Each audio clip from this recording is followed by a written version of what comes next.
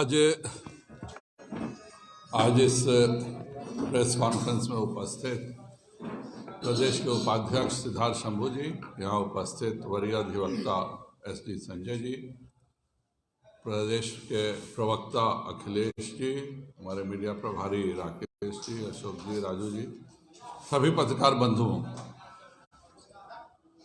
बिहार के निर्वाचन आयोग ने अपने स्वयं के विज्ञप्ति में कहा कि जब से चुनाव घोषित हुए नगर निगम के तब से मॉडल कोड ऑफ कंडक्ट लागू है और यह तब तक लागू रहेगा जब तक चुनाव समाप्त नहीं हो जाए और उसके बाद यह स्वतः समाप्त हो जाएगा।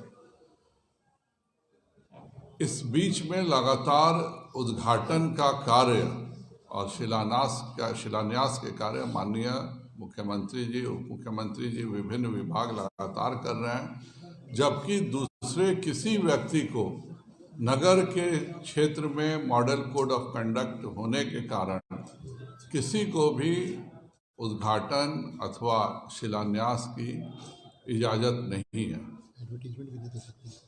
और उस चीज़ का प्रचार भी वो नहीं कर सकते हैं। पर विगत आप सबों ने लगातार देखा है कि टीवी चैनल्स पर भी प्रायोजित कार्यक्रम चल रहे हैं, अखबारों में रोज एडवर्टीजमेंट आ रहा है कि उद्घाटन माननीय नीतीश जी करेंगे। तो यह चुनाव के मॉडल कोड ऑफ कंडक्ट का सरासर उल्लंघन है। बिहार निर्वाचन आयोग से जब हमें न्याय नहीं मिला तो हम लोगों ने निर्णय किया कि हम इसके खिलाफ हाईकोर्ट जाएंगे और हम लोगों ने एक रिट फाइल किया है हाईकोर्ट में और हम हाईकोर्ट में माननीय उपाध्यक्ष सिद्धार्थ शंभू जी के द्वारा रिट फाइल किया गया है और मुझे पूरा विश्वास है कि बिहार निर्वाचन आयोग ने जो हमें न्याय नहीं दिया है वह न्याय निश्चित तौर से बिहार के उच्च न्यायालय द्वारा मिलेगा।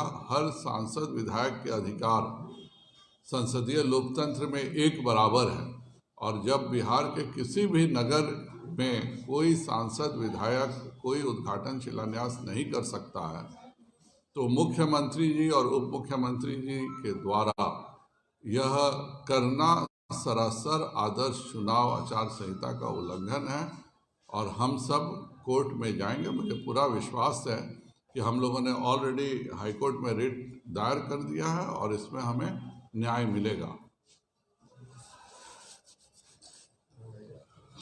ठीक है, आप लोगों को वो कॉपी हम सर्कुलेट करा देते हैं। सर, एक सवाल है कि आज महागठबंधन विधायक दल की बैठक हुई है, उसमें मुख्यमंत्री नीतीश कुमार ने यह फैसला लिया है 2025 में विधानसभा चुनाव तेजस्वी यादव के नेतृत्व में लड़ा जाएगा।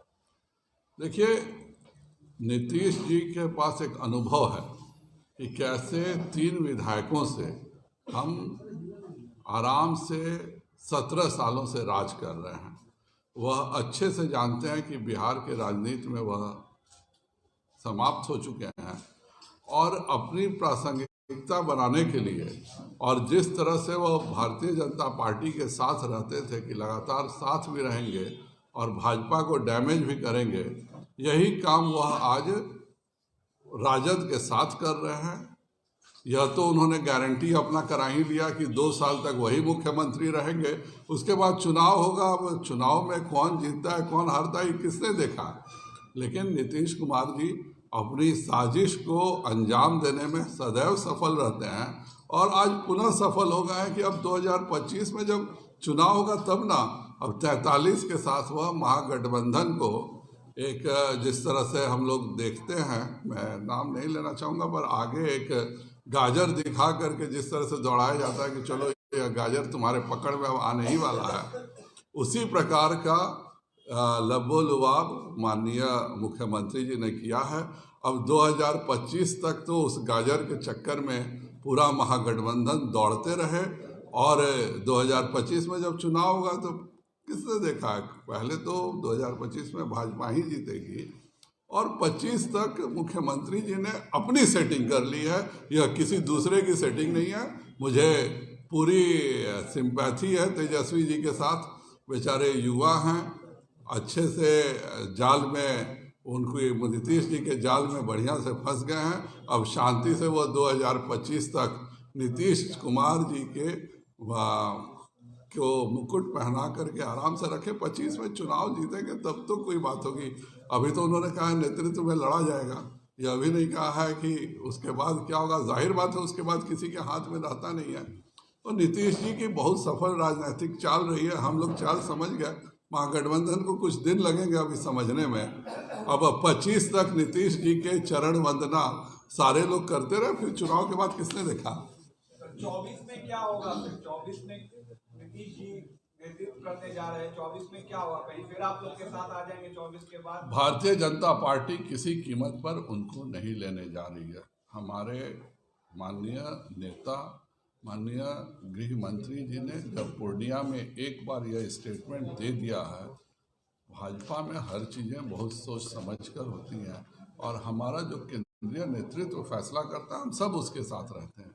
जब उन्होंने सार्वजनिक मंच पर यह कह दिया कि हम किसी कीमत पर नहीं लेंगे नीतीश कुमार जी को, तो यह बात यहीं खत्म हो गई। नीतीश जी हर जगह 2-4 लोगों को छोड़ के रखते हैं, वैसे भाजपा में भी 2 को छोड़ के रखे होंगे। जैसे उन्होंने खुद स्वीकारा कि वो विजेंद्र यादव जी या ललन जी को उधर छोड़ के रखे थे और इसीलिए इधर उनको केंद्रीय मंत्री नहीं बनाए थे, आरसीपी को बनाए थे। तो ये उनकी आदत का शरीक आदत में शामिल है। तो वो जो 2 लोगों को छोड़ के रखे थे उनको कहते भी रहे, खुद मंत्री भी नहीं बनाए ललन जी को, और कहते भी रहे कि हम तो बनाना चाहते थे। और राजद के साथ वो हमेशा 2 लोगों को सटा के, तो भाजपा के साथ सटा के रखते हैं, पर भाजपा में उनकी दाल नहीं गलने वाली है।